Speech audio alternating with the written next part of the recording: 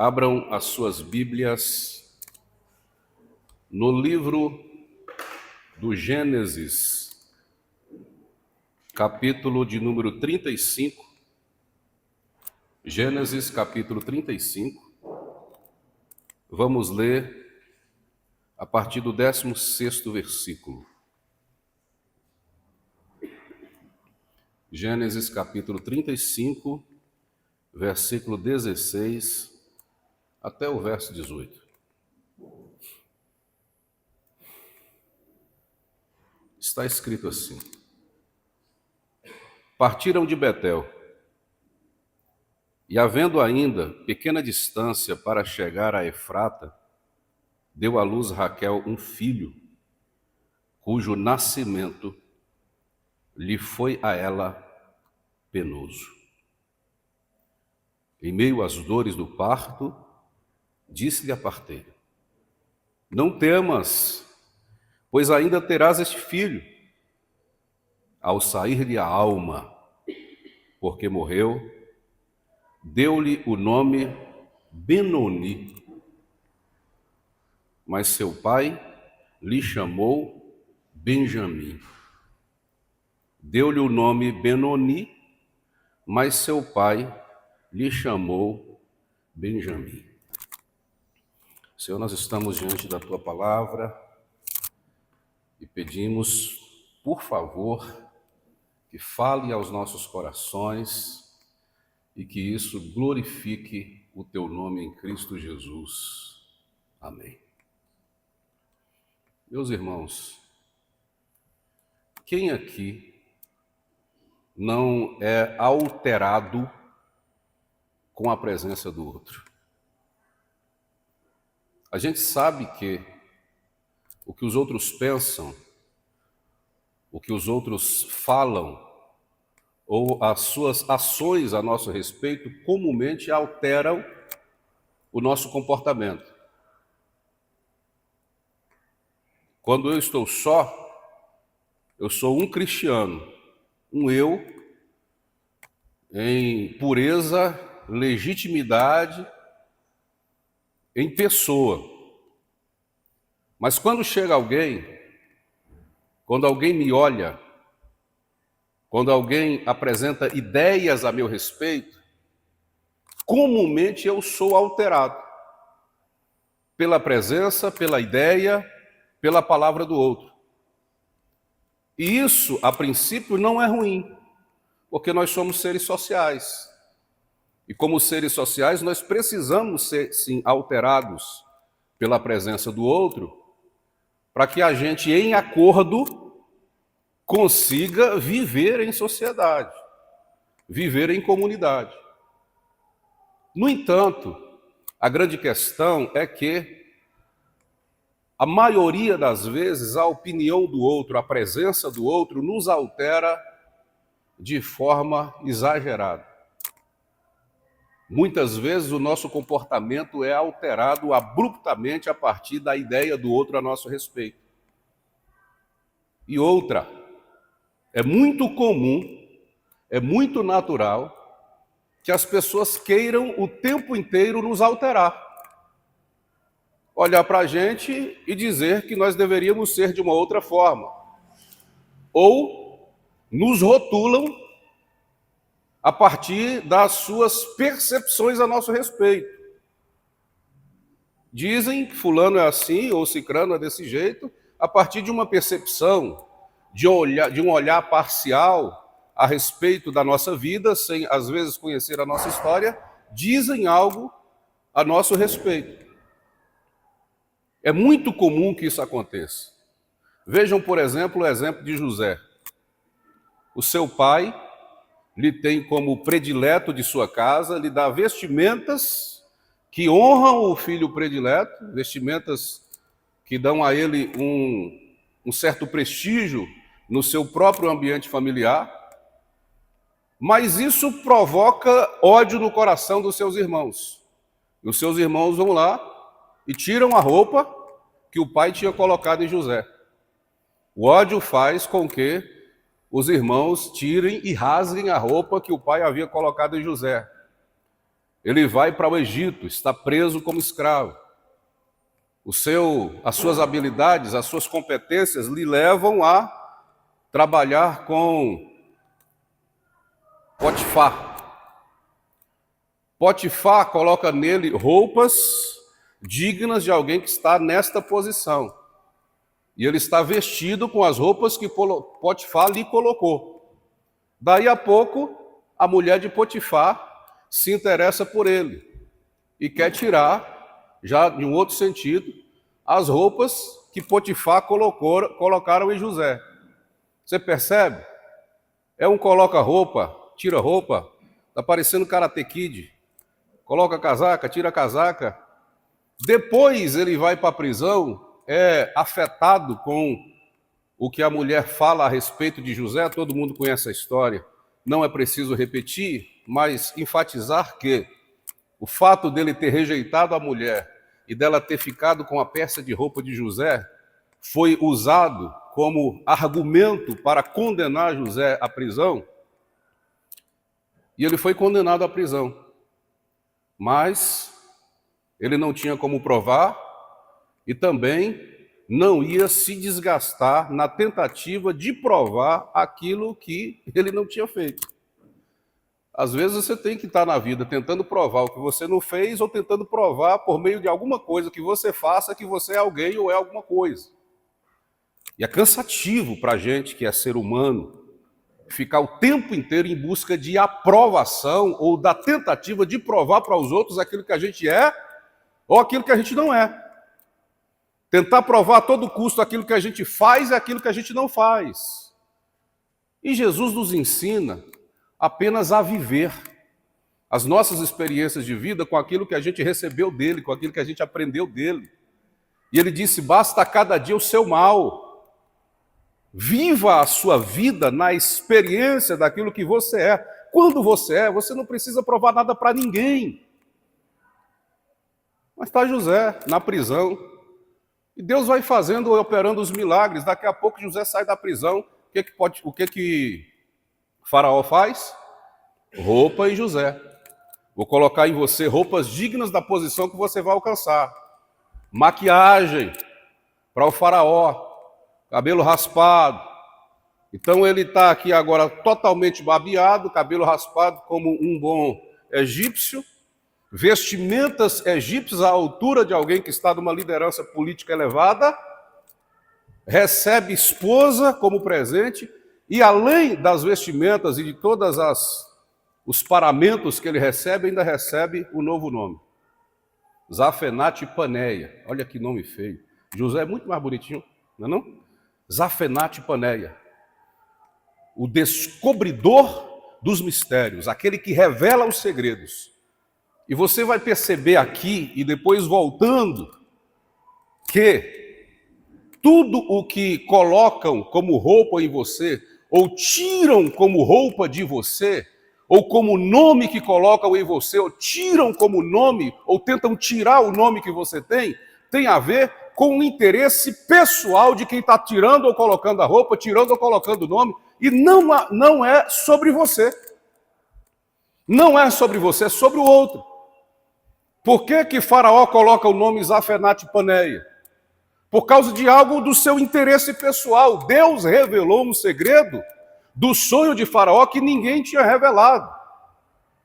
Então é sobre o interesse pessoal de Faraó. As roupas tinham que ser faraônicas, porque é do interesse pessoal de Faraó.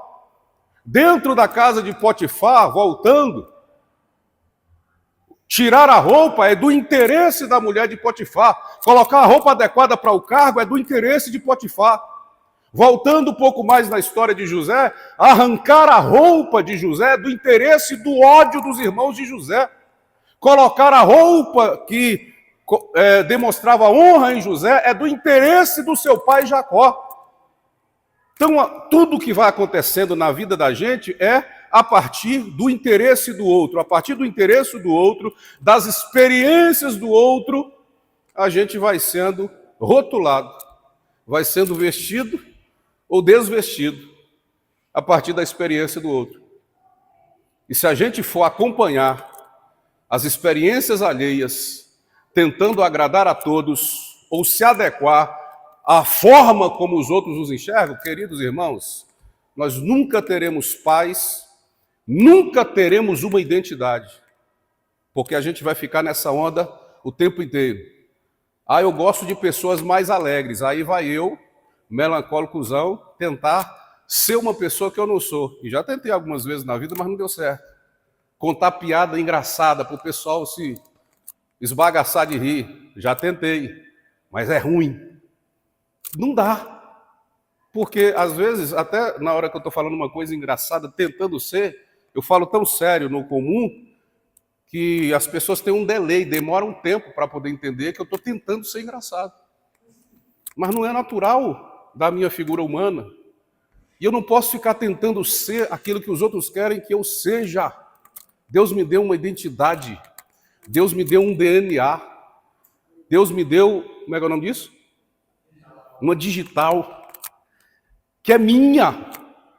Algumas coisas eu vou mudar para abençoar a vida das pessoas com quem eu me relaciono, mas algumas coisas Deus me deu para que eu tenha e eu não negocie, e acabou. É algo que Deus te deu e você não pode negociar, e você não pode tentar ser aquilo que todo mundo quer que você seja. Jacó, nesse evento agora, em que Raquel morre, Raquel dá a Benoni, ou Benjamim, o nome que tem a ver com ela. Não tem a ver com Benoni. Porque Benoni não tem culpa de ela sentir a dor de parto. Benoni não tem culpa de ela ir, infelizmente, à fatalidade da morte. Não é ele. É uma dor dela. Você vai perceber que todos os filhos de Jacó tiveram nomes colocados pelas mães. Não foram colocados por Jacó. Era comum que a mulher ou o homem desse o nome. Nunca as servas não podiam colocar. Mas a senhora podia colocar o nome que a serva teve com seu esposo. E muitas vezes o marido dava o nome. Nos outros 11 filhos que Jacó teve com as suas duas esposas, elas colocaram os nomes. E todos os nomes que foram colocados foram de acordo com o interesse ou a experiência delas. A briga de Lia com Raquel, para ver quem era mais, para ver quem ganhava o coração de Jacó, quem ganhava espaço da casa. Lia tinha um nome, colocava um filho, colocava um nome e dizia, não, agora meu marido vai olhar para mim. Outro nome, agora minha humilhação acaba. Agora, meu esposo vai ficar mais perto. Agora, sempre um nome que é dado de acordo com as suas experiências, seus desejos pessoais. O filho só recebe o nome que a mãe dá. Jacó nunca interveio em nenhum dos nomes que foram dados aos seus 11 filhos. José, o penúltimo, quando Raquel o teve, e foi o seu primeiro filho, ela disse, José, o Senhor é acrescentador, Deus acrescentará. E ela disse, porque eu quero que Deus me acrescente mais filhos. E aí ela engravida desse menino. No caminho de Belém, ela tem a dor de parto, e quando ela percebe que está prestes a morrer, ela dá ao menino o nome do momento e da experiência que ela está vivendo ali. Benoni significa filho da minha dor. Ela percebe que está morrendo, mas ela vai marcar a vida daquele menino com a experiência pessoal que ela estava tendo, que é uma experiência de dor. Irmãos, isso é forte. Ela disse, esse menino vai se chamar Benoni. Quantas vezes Jacó interferiu? Até agora, nenhuma. Mas o texto é tão pequeno, né? Parece ser tão raso, mas é de uma profundidade, porque a Bíblia só diz assim, e ela lhe chamou Benoni, mas seu pai lhe chamou Benjamim. É pequeno o texto, mas é de uma profundidade extraordinária. Quando Jacó percebeu a seriedade do que era carregar um nome traumático, ele disse não. Respeitei as outras vezes que Raquel e Lia deram aos meus filhos, aos nossos filhos, nomes, mas agora eu tenho que interferir. Porque esse menino não tem culpa desse trauma que essa mãe está experimentando como consequência à morte. O nome dele vai ser Benjamim, que significa o filho da minha destra, o filho do meu braço direito, o filho da minha força. Não é justo que esse garoto receba como culpa e responsabilidade algo que ele não praticou, que ele não fez, do qual ele é absolutamente inocente. Não permitiu que o menino fosse chamado Benoni. Será que Raquel estava mal intencionada ao dar ao próprio filho esse nome? Talvez não.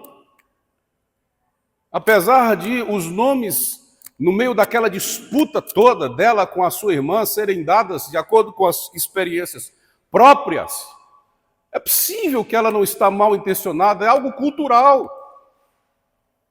Só que mesmo no ambiente cultural, ela está jogando sobre o seu filho uma responsabilidade que não é dele. E aí a gente entra como filho e como pai no meio dessa experiência, ou como filho ou como mãe no meio dessa experiência, ou como marido ou como esposa no meio dessa experiência, ou como irmão ou como irmã no meio dessa experiência. Porque às vezes a gente, vivendo uma experiência traumática, a gente fica tentando refletir em outra pessoa uma experiência amarga que a gente viveu, mas que não é culpa da outra pessoa. E às vezes não é culpa nossa. Foi uma fatalidade, foi algo que aconteceu na vida. Mas de quem é a culpa? O problema é que Raquel, no meio da sua angústia, precisa colocar sobre alguém esta responsabilidade. E escolhe exatamente alguém que não tem culpa de absolutamente nada para poder marcar com o nome que ele levaria como uma marca, como uma ferida, o resto da sua existência. Mas aí chegou a hora de Jacó interferir. Irmãos, às vezes a gente fica calado muito tempo, às vezes a gente permite que algumas coisas que sejam possíveis ser permitidas se realizem, aconteçam de forma natural. Mas há situações que a gente precisa interferir. Quando Jacó percebeu a gravidade da situação, ele diz, não, a partir de hoje, nesse momento eu não posso permitir que o meu filho seja visto dessa forma. E está aqui Raquel como metáfora da vida, como metáfora das experiências que a gente passa. Está aqui Raquel como sendo o modo como a vida nos enxerga, ou até o modo como nós nos enxergamos na vida. Porque eu posso facilmente me considerar um Benoni, eu posso facilmente me sentir culpado, eu posso facilmente assumir a responsabilidade de uma coisa que não é culpa minha, pelo peso da experiência, mesmo tendo crescido, mesmo tendo depois experimentado outras coisas, mesmo tendo o seu nome original Benjamim, você acha que Benjamim não carregava algumas cicatrizes de Benoni? Algumas marcas de Benoni? Você não acredita que quando ele cresce e ele sabe o que aconteceu, de alguma forma ele não se sente responsável? Mesmo seu pai tendo dito, mesmo seu pai tendo interferido, mesmo seu pai tendo livrado aquele menino da culpa, é possível que ele carregue, na sua experiência adulta, a marca de Benoni. Porque foi a mãe dele que chamou. E ele sabia. E todo mundo conhecia a história. É possível. Todos nós temos marcas, irmãos. Todos nós temos marcas que nós não gostaríamos de carregar. Experiências doloridas que a gente não gostaria de carregar. Que a gente talvez tenha de alguma forma inocente provocado, ou de forma inocente entrado em determinadas situações, ou em um outro nível de consciência que a gente tenha provocado, e sempre que a gente lembra com angústia. De vez em quando você sente um cheiro na rua e se lembra de uma situação que você viveu como experiência em um tempo remoto. Essa sensação pode ser boa, né, a depender da sua experiência, mas pode ser amarga. Você nunca ouviu assim na rua alguém chamando uma outra pessoa, mas aquela voz parecia tanto com a voz de alguém com quem você teve uma determinada experiência, que pode ser boa ou ruim, que a memória imediatamente resgata aquela experiência, ou feliz ou traumática, do passado. Acontece muito, porque todos nós carregamos marcas de experiências na vida, experiências boas e experiências amargas. Mas a grande questão de Benoni ou Benjamim é que ele poderia e deveria, assim como nós, podemos e devemos escolher com qual nome eu quero ser chamado. Como eu quero me conhecer e me reconhecer na vida. Eu quero me reconhecer como alguém culpado, como alguém traumatizado, ou eu quero reconhecer que alguém interferiu no momento em que eu estava passando por essa experiência e me chamou com outro nome. Quando Jacó entra para mudar a história daquela criança, para transformar naquela criança em um adulto poderoso, em um adulto forte, em um adulto que não se sente culpado, em um adulto que não é atormentado pelo fantasma da morte da mãe ou do trauma do seu passado. Jacó entra ali para lhe chamar de outro nome. Escuta isso, em nome de Jesus. Às vezes a vida fica tentando nos colocar rótulos, nos dar apelidos, nos colocar nomes que não nos pertencem. A partir de olhar deles, de experiências deles, de preconceitos deles, vão olhando para a gente e vão nos chamando de nome que não são nossos. Mas Deus nos deu o nome que Deus deu deve ser o nome que vai prevalecer na nossa vida. Deus te deu um nome diferente. Deus te deu um nome que resgata você da culpa. Deus te deu um nome que resgata você do trauma. Deus te deu um nome que te dá experiência e esperança de uma vida melhor e maior. E agora? Você escolhe ser chamado pelo nome que Jacó lhe deu ou pelo nome que Raquel lhe deu? A escolha é nossa. A gente está na Bíblia cheio de experiências de pessoas que também, em algum momento, foram rotuladas. Como, por exemplo, a mulher adúltera. Por que ela é chamada de mulher adúltera? Por causa da marca, da experiência do acontecimento. Mas como é que Jesus a olha? Como uma filha perdida que foi perdoada e a qual ele disse, vai e não peques mais. Você não tem mais culpa, mas a história coloca o nome dela de mulher adúltera. Ela está marcada como mulher adúltera, mas a graça de Deus não a tem como adúltera. Tem como uma pecadora que foi perdoada pelo sangue de Jesus. A história de João Marcos, novinho na fé, foi viajar com Paulo e Barnabé, que era tio dele, e no meio da viagem, a sua juventude não suportou as dores da experiência missionária e disse, quero voltar para a casa de mamãe. E João Marcos voltou para a casa de mamãe correndo. Porque às vezes a gente não está amadurecido o suficiente para enfrentar certas coisas na vida. E o colo de mamãe é o melhor lugar para voltar. E foi João Marcos. Ele cresceu um pouco mais, amadureceu. E aí Paulo foi mais uma vez empreender viagem com Barnabé. E Barnabé disse, nós vamos levar João Marcos, ele está diferente. Ele é um homem agora. Ele não depende mais do gagalzinho de mamãe. E aí Paulo disse, comigo não. Comigo ele não viaja. Ele desistiu a primeira vez, ele vai desistir de novo. Moço, vamos não. E aí foi um pega para capar. Paulo e Barnabé, amigos, companheiros missionários, no fim, Barnabé disse, olha, se João Marcos não for, não vou com você. Então siga o seu caminho que eu sigo o meu. Cada um foi para um canto. Barnabé pegou o João Marcos aqui e disse, vem filho, até Paulo pode errar em achar que você não vai ser melhor do que você já foi, que você não vai amadurecer, que você não vai ter uma experiência diferente. Mas tio Barnabé vai com você. E a gente vai aprender junto. E foram. Os anos passaram e quem se tornou João Marcos?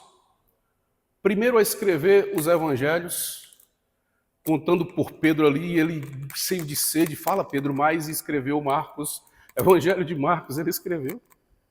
Mais tarde, Paulo escrevendo cartas, escreve aos Filipenses, escreve a Timóteo, escreve outras cartas e diz, olha, quem está saudando aqui é fulano, cicrano e João Marcos, obreiro excelente do Senhor. Paulo dizendo. Escreve a Timóteo e diz, olha, vá, avise a isso, eu fiquei sozinho aqui, só Lucas está me acompanhando. Por favor, quando você vier, traga o João Marcos, porque ele é muito útil para mim. Muito útil. Aquele que o próprio Paulo tinha dito, com ele eu não vou. O que às vezes a gente precisa, irmãos, e que alguém precisa, é só de um Barnabé. Que pega um menino que falhou uma vez na vida, que errou, que não estava maduro o suficiente, coloca debaixo do braço e diz, não se preocupa não, meu filho, eu estou com você. A gente vai caminhar, você vai crescer, você vai ser melhor, você vai ser maior. O que Benjamim precisa é de um Jacó, que olhe para ele e diz, não, Raquel, até agora eu respeitei os nomes que você deu aos nossos filhos, mas agora você está sendo injusto. Esse aqui não vai se chamar Benoni, ele vai se chamar Benjamim. Ele não vai ser marcado como o filho da dor, ele vai ser marcado como o filho da força, porque ele vai ser forte. Quando o velho Jacó estava morrendo, ele chamou cada um dos filhos e abençoou cada um dos filhos de acordo com a promessa de Deus em suas vidas. Ele chamou Benjamim. E ele disse, Benjamim é um lobo que despedaça. Pela manhã ele devora a presa. E à tarde ele divide os espojos. Benjamim é lobo que despedaça. Foi a tribo mais guerreira, mais valente do exército de Israel, que tinha sede por briga. Falou, tem guerra, os benjamitas eram os primeiros que chegavam com uma tropa de elite e entravam com uma força, com uma velocidade, com uma capacidade tão grande no ambiente dos inimigos que eles nem viam a hora que a espada passava pelo pescoço. Desculpa, nesse tempo não é nem para usar essas expressões assim, né? Mas é no Antigo Testamento, viu, irmãos? Nem viam os benjamitas. Você percebe que é um lobo que foi criado pelo pai como um lobo? Já pensou? Se ele tem o nome de Benoni e é criado como um Benoninho, como um filhinho da dor, como um doentezinho, como um menininho que precisava ser o tempo inteiro acompanhadinho, sem segurança de ser alguém na vida, sem tomar decisões na vida, sem ser experimentado na vida, sem deixar você caminhar só na vida, sem permitir que ele tropeçasse e caísse na vida, ele ia ser um gatinho, um gambazinho, alguma coisa assim. Mas Jacó disse, não, filho, aqui é filho da braço direito, da destra, isso aqui é um lobo. Lobo é lobo, irmão. Você for estudar um pouco a respeito das características do lobo e do ser humano lobo, você vai perceber que às vezes ele é solitário, mas ele tem capacidade de vencer grandes lutas, grandes dificuldades na vida. Por quê? Porque lobo tem sangue quente. E Benjamim é o lobo que despedaça, essa é a bênção de Deus, de Jacó sobre a sua vida. Um homem que foi criado sem culpa, sem timidez, sem vergonha de ser quem era, sem medo das experiências da vida, Assim como Paulo disse que nós devemos ser. Paulo disse o seguinte: vocês não receberam o espírito de escravidão para outra vez estar em temor, mas vocês receberam o espírito de adoção de filhos, pelo qual vocês podem orar a Deus e dizer: Abba, Pai, Paizinho, Papai querido. Ele estava dizendo: o espírito de escravidão é o espírito de medo, é o espírito de covardia, é o espírito de quem está distante do Pai, é o espírito de quem não tem direito de entrar na casa, é o espírito de quem não pode sentar-se à mesa. Nós não recebemos esse espírito para em culpa, para em medo, para em trauma, estarmos longe de Deus. Nós recebemos o espírito de adoção de filhos e podemos entrar na sala, podemos sentar à mesa com o Senhor e viver as grandes experiências da intimidade com Deus que Deus tem reservado para cada um de nós. Você não é Benoni, você é Benjamim. Você não é pássaro pequeno, você é águia. Deus te chamou para ser um grande vencedor na vida. Amém? Você pode ficar de pé em nome de Jesus?